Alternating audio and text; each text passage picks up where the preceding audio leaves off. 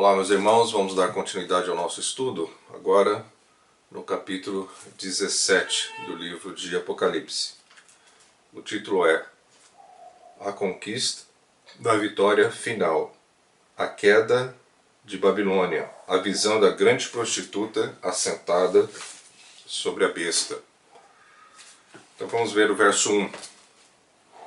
E veio um dos 7 anjos que tinham as 7 taças e falou comigo dizendo: Vem, mostrar-te-ei a condenação da grande prostituta que está assentada sobre muitas águas. Essa grande prostituta, ela identifica provavelmente um sistema político. Pode também identificar uma nação que detinha o poder, um reino que detinha o poder. E pelo fato de ser colocada como uma prostituta, ela fala sobre traição, sobre deslealdade. Isso existe um contraponto, né, na própria palavra de Deus, que é a noiva de Cristo. Assim como existe a grande prostituta meretriz que serve à trindade satânica, existe a noiva que está sendo ataviada, preparada, purificada por Deus, que serve à trindade santa, né? Deus Pai, Deus Filho e Deus Espírito Santo. E ela cita aqui o fato de estar assentada sobre muitas águas. Já vimos no estudo de Apocalipse anteriormente que as muitas águas representam na palavra de Deus, em alguns textos, povos, nações e línguas, querendo dizer que essa prostituta ela dominava sobre esses povos, essas nações, esses reinos, né? Levando com a sua sedução muitos atrás dela. Verso 2: Com o qual se prostituíram os reis da terra, e os que habitam na terra se bebedaram com o vinho da sua prostituição. Então aqui o vinho tem o poder de tirar a pessoa do seu controle total, de envolver, de seduzir. Essa prostituta, ela controlava, ela influenciava os reis da terra. E pode ser algo localizado, num centro de governo localizado, num país específico, numa cidade específica, ou mais provavelmente um sistema, né, que fez com que esses reis da terra se prostituíssem. Ou reis, podemos traduzir como autoridades, não especificamente reis, no formato que existiam no passado, com seus reinados, com a sua monarquia, mas governantes, pessoas que exerciam autoridade sobre um determinado povo. No verso 3: E levou-me em espírito a um deserto, e vi uma mulher assentada sobre uma besta de cor escarlate, que estava cheia de nomes de blasfêmia, e tinha 7 cabeças e 10 chifres. Ao longo do texto nós veremos aqui, do capítulo 17, que o significado, né, dessas cabeças e desses chifres estará sendo detalhado. Mas, de forma geral, as cabeças e os chifres se relacionam a poder. Já vimos que chifre tem a ver com poder. As cabeças têm a ver também com reinos, com dominação, com controle. O importante é interpretar aqui nesse verso que todo esse poder, toda essa autoridade que vai estar sobre as mãos do diabo, do inimigo de Deus, vai exercer influência sobre as nações da terra, né? Verso 6: E vi que a mulher estava embriagada do sangue dos santos e do sangue das testemunhas de Jeová, e vendo-a eu, maravilhei-me com grande admiração. Quero chamar a atenção para essa expressão, embriagada do sangue. Então, os servos do Deus Altíssimo, os discípulos de Cristo, ao longo da história, eles foram perseguidos por esse sistema, vamos chamar de babilônico, como menciona usando a terminologia de Apocalipse, esse sistema dirigido, capitaneado, né, por essas personagens, né, falso profeta. Aqui agora está sendo introduzida a figura da prostituta, da grande meretriz, da besta, a besta que veio do mar, a besta que veio da terra. Então todos esses personagens recebem a autoridade do próprio dragão, do próprio Satanás, para exercer a sua influência, para enganar os reis da terra, para seduzir com as suas doutrinas infernais e para influenciar também para que pratiquem todo tipo de imoralidade, todo tipo de ato que desagrade ao Deus Criador, todo tipo de ação que afronte a autoridade de Deus, e manifestando assim a sua rebelião, a sua rebeldia.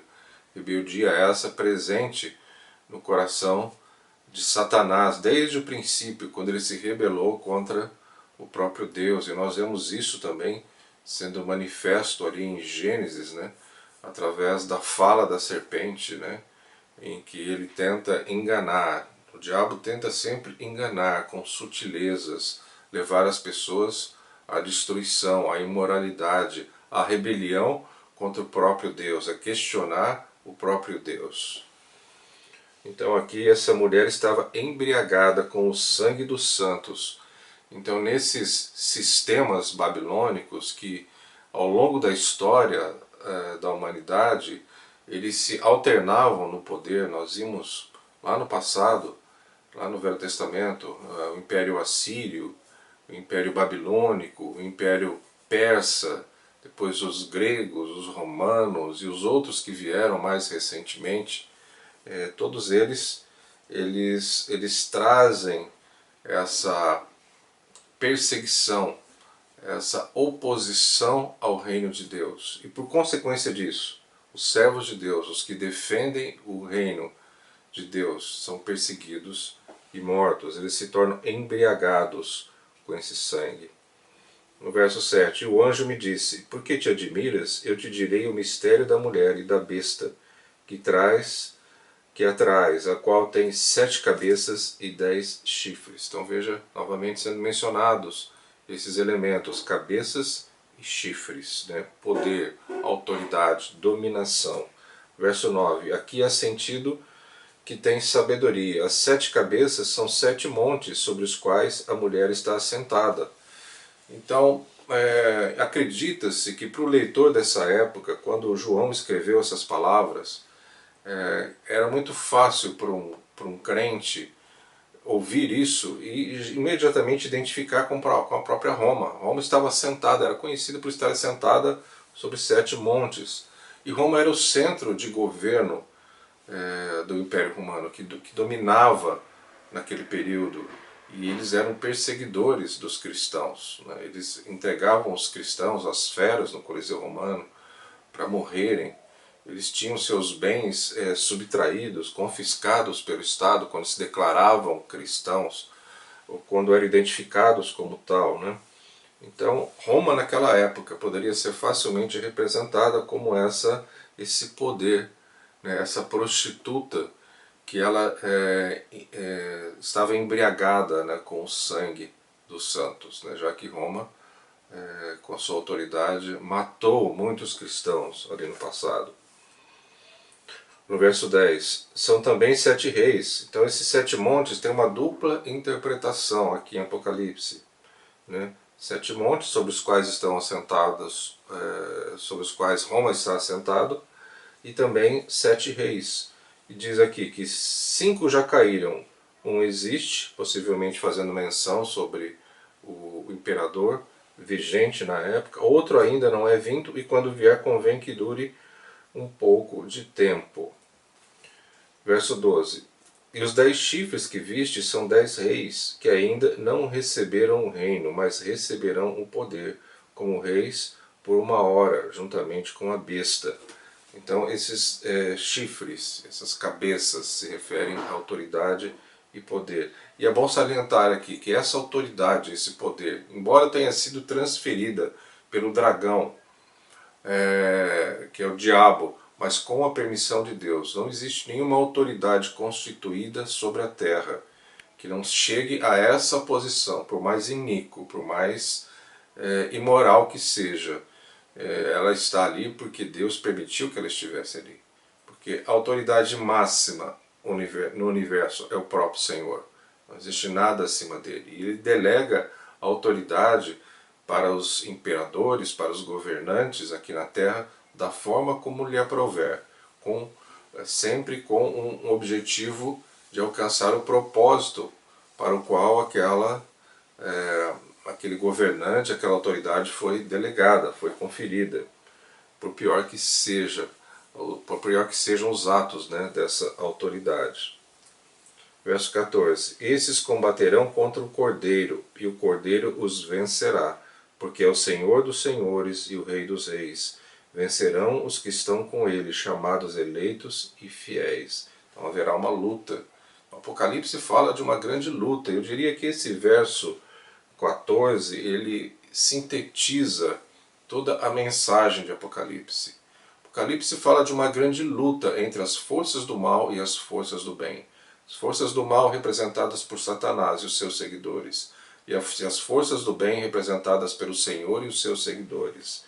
E aqui, para o crente que lia essas palavras, numa época de grande perseguição, era um motivo de grande alento e de esperança e de motivação, lendo que no final, no derradeiro desfecho da história, o Cordeiro vencerá, Deus vencerá, ainda que eles estivessem passando por uma grande luta, ainda que os seus companheiros estivessem sendo mortos e perseguidos, eles podiam crer que a vitória final seria do Cordeiro.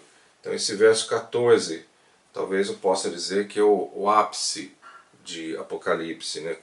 Então eles combaterão sim, haverão até algumas baixas, como por exemplo aquelas testemunhas que foram mortas e os seus corpos ficaram expostos ali na praça, mas depois reviveram, ainda que hajam algumas baixas, mas a vitória final é do Cordeiro, né?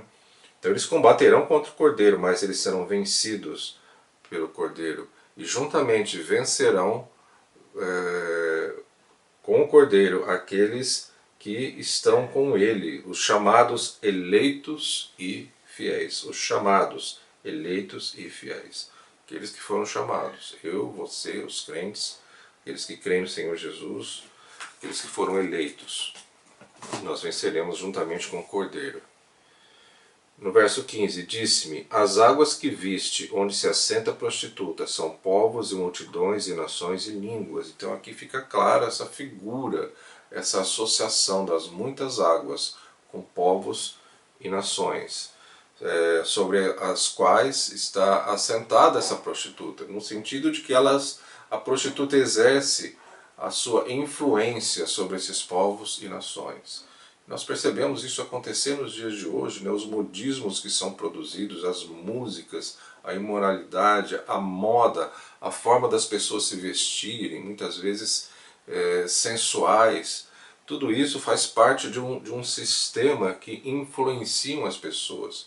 Então existe um centro de comando de tudo isso, e não tem nada a ver com teoria da conspiração, mas tem a ver com algo que já está predito na palavra de Deus, que é a influência do mal, a influência demoníaca, conduzindo as pessoas, como se fosse uma grande manada, né, de bois e de búfalos sendo levados, sendo conduzidos cegamente até o matadouro, né? E é assim que essa influência ela se dá nos dias de hoje por esse sistema babilônico, que faz com que as pessoas que não se adequem a esse sistema sejam de alguma forma perseguidas, ou perseguidas de uma forma mais violenta, como por exemplo nos países mais fechados, os países totalitários, comunistas, como Coreia do Norte, como a China, principalmente no interior da China e em outros países, né, em que há muita perseguição, em que é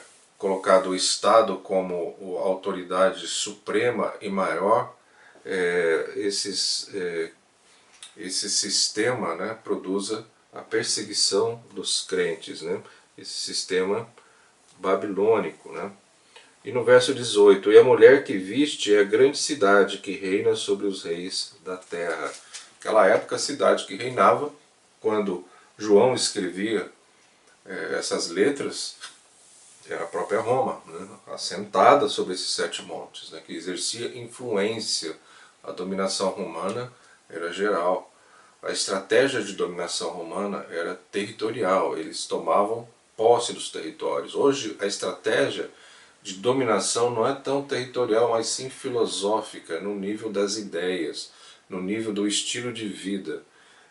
Esse tipo de dominação atual, contemporânea, eu diria que ela é muito mais abrangente do que aquela dominação colocada pelo Império Romano, que eles tomavam conta dos territórios, eles iam controlando as culturas e as populações, descaracterizando muitas vezes os costumes dos povos, retirando os pensadores de cada um desses povos para que eles não tivessem forças para se levantar contra o império dominador.